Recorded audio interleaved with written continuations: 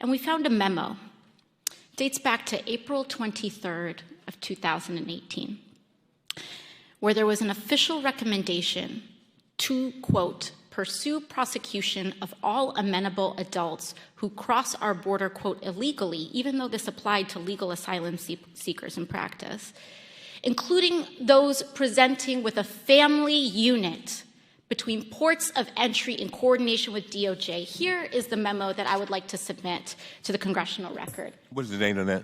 It is the memorandum for the Secretary from Homeland Security. Date. April 23rd, 2018, subject increasing prosecutions of immigration violations. Without objection. And so I looked at this memo, and it seems like this is the source of it. And it seems as though, Mr. Homan, that you are the author. It says here from yourself, Kevin Michalinen, and Francis Cisna. Is this correct? Did you sign the memo? I'd have to see what you... I'd be happy to provide it. And we'll provide it over, but I would like to note that here it says the official recommendation. There were 3 different options presented. The third included the option for family separation. This initiative would pursue prosecution of all amenable adults, including those presenting with a family unit. Mr. Homan, your name is on this. Is this correct? Yes, I signed that memo. So you are the author of the family separation policy? I am not the author of this memo. You're not the author, but you signed the memo. Yes, a zero tolerance memo. So you provided the official recommendation to Secretary Nielsen on for the United States to pursue family separation. I gave Secretary Nielsen numerous recommendations on how to secure the border and save lives. But it says here that you gave her numerous options, but the recommendation was option 3, family separation. What I'm saying, this is not the only paper where we've given the Secretary numerous options to secure the border and save lives. And so the recommendation, of the many that you recommended family separation. I recommended zero tolerance. Which includes family separation. The same as is with every U.S. citizen parent gets arrested when they're with a child.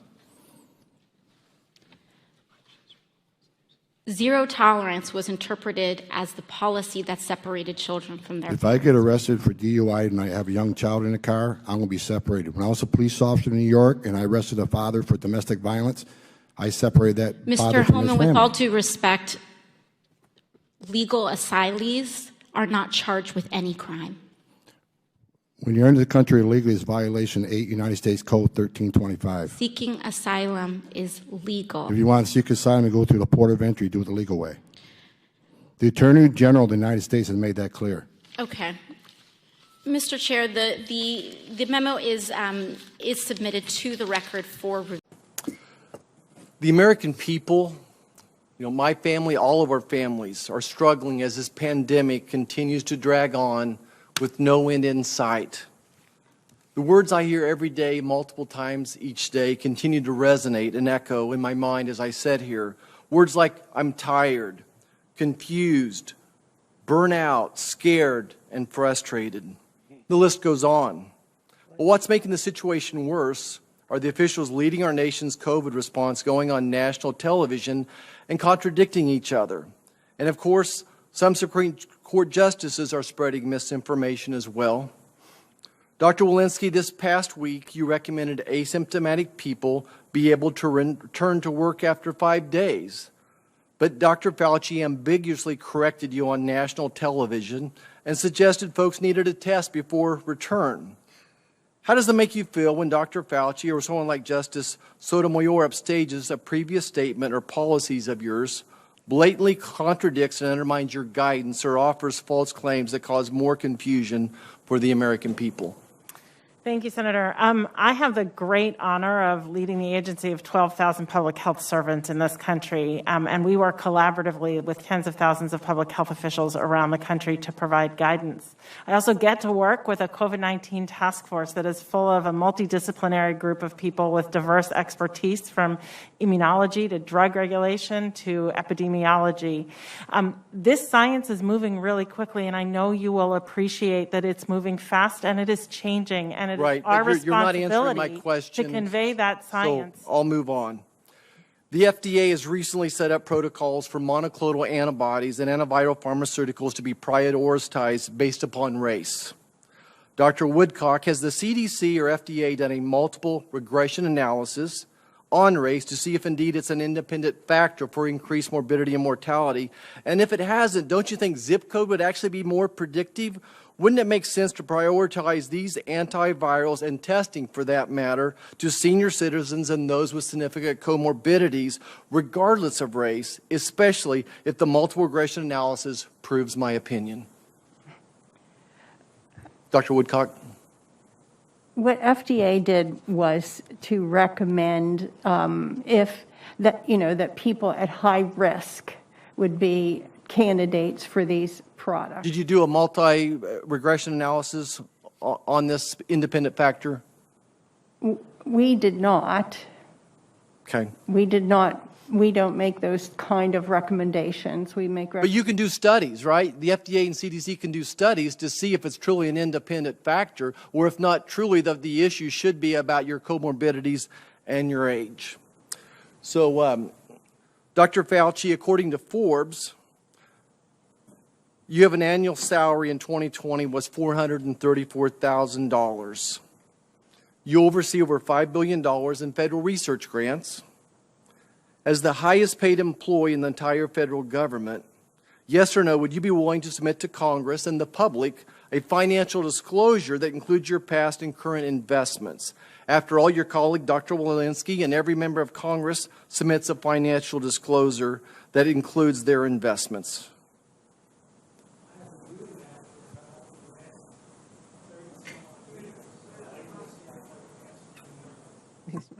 I don't understand why you're asking me that question. My financial disclosure is public knowledge and has been so for the last 37 years or so, 35 years that I've been director. The big tech giants are doing an incredible job of keeping it from being public. We'll continue to look for it. Where would we find it? All you have to do is ask for it. You're so misinformed. It's extraordinary. Why am I misinformed? This is a huge issue. Wouldn't you agree with me that you see things before members of Congress would see them, so that there's an air of appearance that maybe some shenanigans are going on? You know, I don't think that's. I assume that's Senator, not the case. What are you talking about? It's not the case.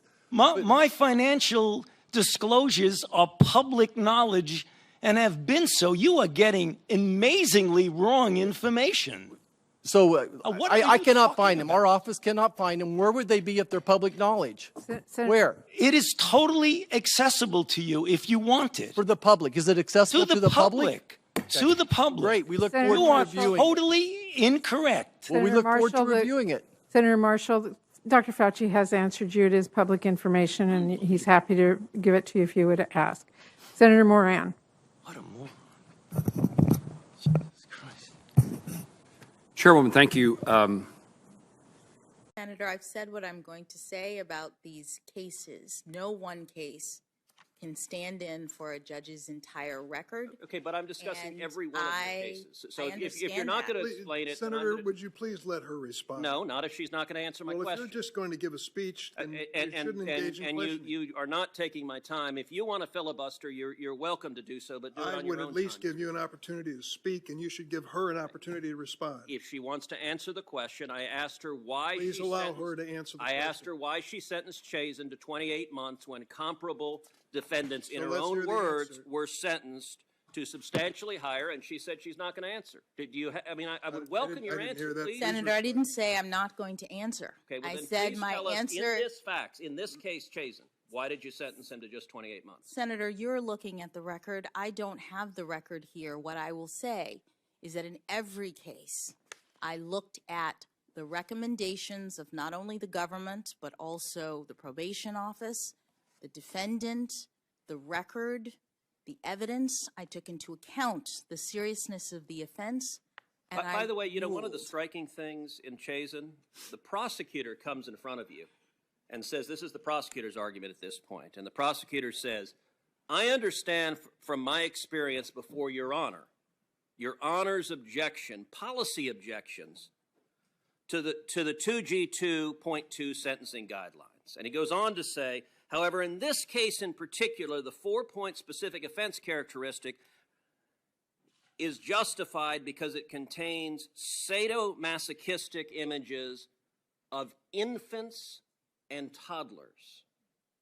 I'm trying to understand how you see someone that possesses images of infants and toddlers being sexually violated and you sentence them to 64% below what the prosecutor is asking for.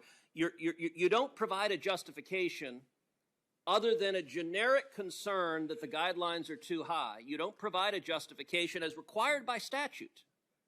So I'm asking you to take the opportunity to explain to this committee and the American people why in 100% of the cases you have people with vile crimes, and you have language saying they're vile crimes, but then you sentence them to very, very low sentences. And why do you consistently 100% of the time choose to do that? Senator, no one case can stand in for a judge's entire sentencing record. I've sentenced more than 100 people. You have 8 or 9 cases in that chart. Okay, Judge, you said that before. These are the 8 or 9 child porn cases. I will say, to correct the record, I just say to the judge, there's no point in responding. He's going to interrupt you. I yield the remaining 2 minutes to my friend from Florida. If that's all right. Did anyone at the National Security Division encourage L3 to purchase Pegasus? So I'm not aware of anything about that matter. So I don't know. Oh, you are, because people who work with you have come and briefed us on it.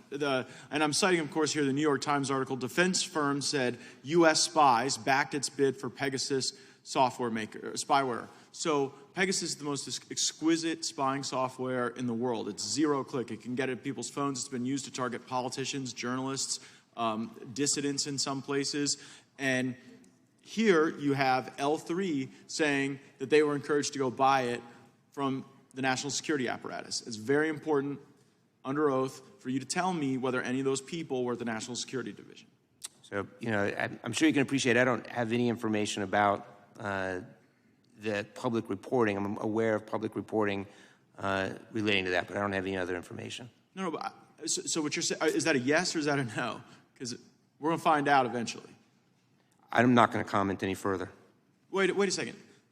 Whether or not our own government used a private company as a cutout to go buy spying software that deprives people's rights. And what you're saying is, I'm not going to get a yes out of you, and I'm not going to get a no out of you, because you're just not going to tell. You don't think the American people deserve to know that?